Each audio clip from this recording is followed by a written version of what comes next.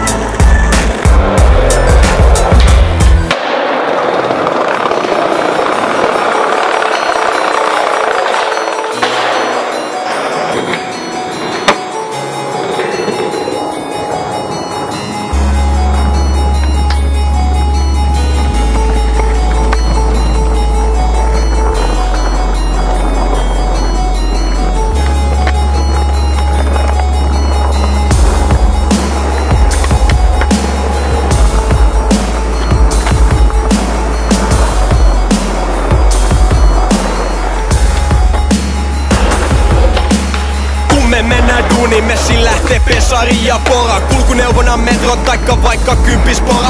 Lopputulos aina yhtä sama, kun alkaa ikuinen pakkoloma uhrilla, jonka naama meitä bännit, ketä loput rääjät väkisin ränni. Silmin näkentyt pääkii, tai kastella teidät tärpettiin ja pistää palaa. Ai että me pistetään palaa. Virkavallankaan mitään ongelmaa, joku kuumottaa, paku puukottaa sen pois pelistä.